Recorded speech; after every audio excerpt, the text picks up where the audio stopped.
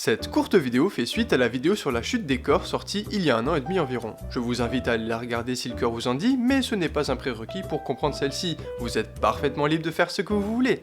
Par contre, mettez un pouce bleu tout de suite, c'est un ordre. Merci.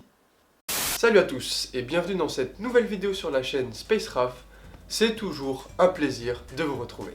Et aujourd'hui, je voudrais simplement revenir sur une vidéo que j'avais sortie il y a pas mal de temps, concernant la chute des corps, parce qu'en fait je me suis aperçu en lisant les commentaires que j'avais pas été suffisamment clair concernant un point pourtant capital. Et franchement c'est génial d'avoir pu obtenir ce feedback via les commentaires, c'est très important. C'est pour ça que je vous demande à chaque fois de commenter les vidéos, parce que ça me permet de me rendre compte que des trucs qui me semblaient anodins peuvent finalement carrément porter à confusion. Mais enfin, je veux dire, c'est ma faute, hein, j'ai pas été assez clair. Je suis pas en train de dire que vous êtes con ou quoi que ce soit, hein. Non, même si je le pense. Et d'ailleurs, si vous avez lu le titre de cette vidéo et le titre de la vidéo d'il y a 1 an et demi, vous devez me prendre pour un sacré charlatan, non? Et comme je pas spécialement envie que vous pensiez ça de moi, eh ben, il est temps de mettre les choses au point. C'est parti.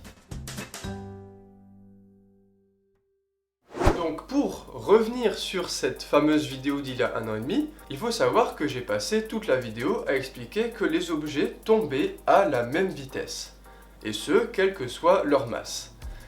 Ce qui vous l'admettrez plutôt contre-intuitif, et j'ai pris l'exemple de la boule de pétanque et de la balle de ping-pong pour illustrer mes propos. Bon, je vais pas spécialement revenir sur les explications, pour ça je vous invite à aller voir directement la vidéo, le lien est évidemment en description. Simplement, ce qu'il faut comprendre, c'est que toute la démonstration ne tenait la route qu'à une seule condition, qui visiblement a échappé à certains d'entre vous. Mais encore une fois, c'est ma faute, hein, je plaide coupable. Cette condition, la voici: les objets de masse différentes tombent à la même vitesse si et seulement si les forces dues à l'air environnant dans lequel chute l'objet sont négligeables devant son propre poids.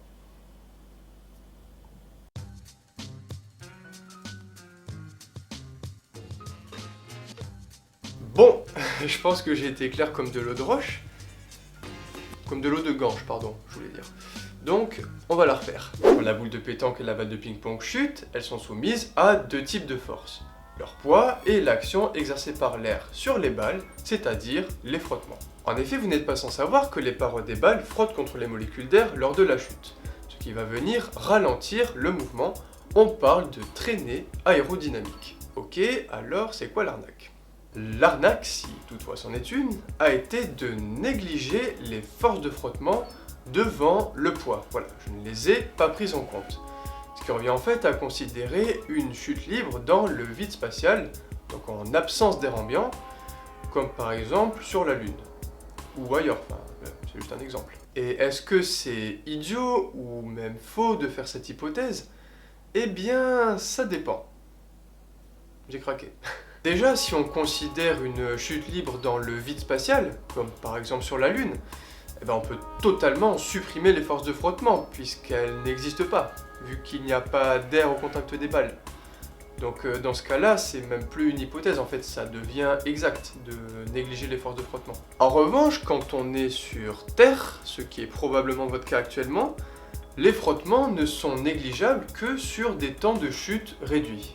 Je m'explique. Si j'avais lâché la boule de pétanque et la balle de ping-pong du haut de la tour Eiffel, eh bien non seulement j'aurais assassiné random touriste en train de prendre un selfie avec une perche à selfie en bas, mais j'aurais aussi observé que la boule de pétanque atteignait le sol avant la balle de ping-pong, car plus un objet est massif, dense, et plus il lui est facile de vaincre les forces de frottement qui lui sont appliquées.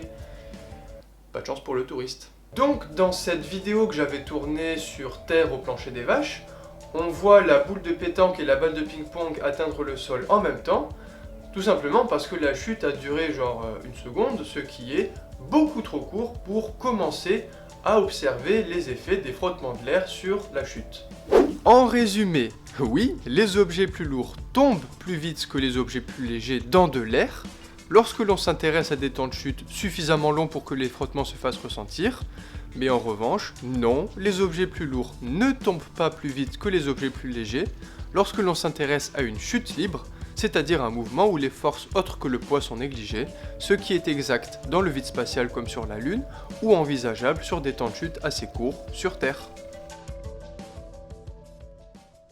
Vous aurez donc compris, je l'espère, que le but de tout ça était simplement de démentir l'idée reçue selon laquelle les objets plus massifs tomberaient plus rapidement au sol, parce que la force de gravité qui leur est appliquée est plus grande, ce qui n'est pas une explication valable. Et je précise aussi pour les petits malins en train de dégainer leur clavier que non, je n'ai pas parlé de la poussée d'Archimède, tout simplement parce que ça sera l'objet d'une future vidéo, donc abonnez-vous.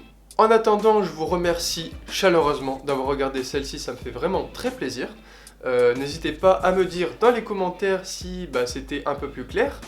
Et si ça ne l'est toujours pas, eh bien posez-moi toutes vos questions, j'y répondrai avec mon clavier. Ouais, c'est pas déconnant. Une bonne soirée et à la prochaine pour parler de science. Ciao.